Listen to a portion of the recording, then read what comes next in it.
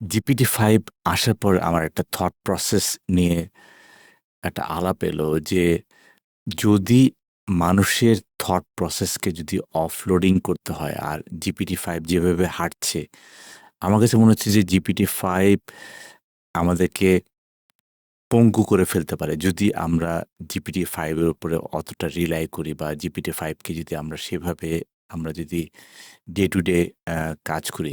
তো সেইজন্য আসলে আমরা একটা জিনিস দেখছিলাম যে GPT-5 আ যেভাবে কাজ করছে তার মধ্যে একটা বড় অংশ হচ্ছে গিয়ে GPT-5 টুল কল করতে পারে। এবং tool calling is a kind of like আগে যেভাবে আমরা tool calling a free form of text তারপর হচ্ছে কি সেটার যে কনভার্সন স্ট্রাকচারড রিকোয়েস্টে আ কোয়েরি চালানো এবং তার পাশাপাশি কিছু জিনিস আছে যেটাকে আসলে আমরা বলি যে না আসলে অপশনাল কিছু প্রসেস নিয়ে আমরা আসলে কথা বলেছি। তবে এটা ঠিক যে আমাদের ইনফরমেশনের জন্য যে ইন্টারনাল রিট্রাইভাল যেটা নিয়ে আমি কথা বলেছি এর আগে, পাশাপাশি ওয়েব সার্চ নিয়েও কিন্তু এখানে কথা হচ্ছে।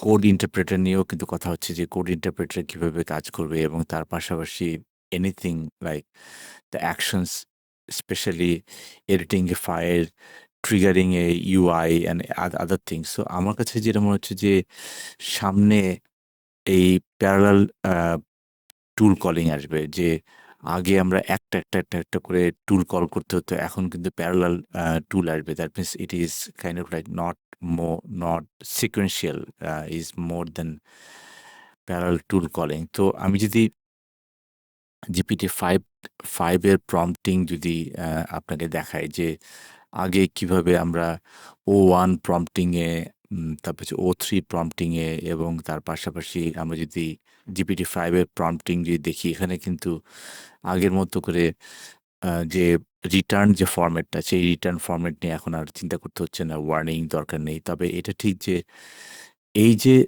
কনটেক্সট, কনটেক্সটের একটা অংশটা দিয়ে কিন্তু তারা শুরু করছে এবং সেই কনটেক্সট দিয়েই কিন্তু তাদের টুল কলিং আসছে। তার হচ্ছে কি আগের গোল, রিটার্ন ফরম্যাট, ওয়ার্নিং এর জায়গায় কিন্তু আমরা মনে করছি যে না আসলে কনটেক্সট নিয়ে আলাপ যে কনটেক্সটের কোথায় এটা নিয়ে হচ্ছে।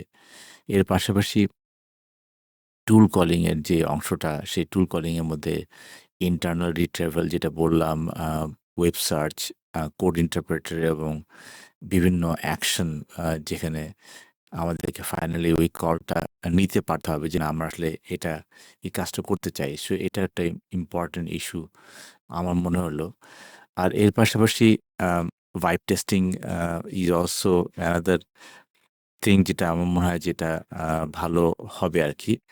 তবে এটা ঠিক যে আ GPT-5 এবং Claude মানে এই Claude এবং GPT-5 এর মধ্যে যদি আমি একটু দেখাই যে আ Claude এর থিংকিং প্রসেস, টুল কলিং এবং তার পাশাপাশি ফাইনাল রেসপন্স এর আগে আমার কাছে মনে হচ্ছে যে GPT-5 has got a too many thinking into that line and which is a good thing যে আম এর মধ্যে বেশ কিছু থিংকিং আছে before calling the tool. So that's one of the thing আমার মনে হয় এটা একটা ভালো জায়গা। আর আমি যেটা বিশ্বাস করি যে আমাদেরকে আ চিন্তার শৈলীটা বাড়াতে হবে। মানে GPT-5 বা Claude এই মডেলগুলো যত দেখছি ততই কিন্তু একটু আমি একটু আমার কাছে মনে হচ্ছে যে আমাদের থট প্রসেসটা বাড়াতে হবে এবং থট প্রসেস বাড়ানোর জন্য থিংকিং স্কুল নিয়ে আসলে আমি প্রায় আলাপ করি যে কিভাবে আমাদের থট প্রসেস বাড়ানো যায়। So GPT-5 is good thing যে না আসলে আমাদেরকে অনেক কিছুই চিন্তা করতে দিবে না। কিন্তু তার পাশাপাশি অনেক কিছুই কিন্তু আমাদের থেকে কেড়ে নেওয়ার একটা যে, যে কাজ সেটা নিয়ে আমাদের কিন্তু চিন্তা করতে হবে।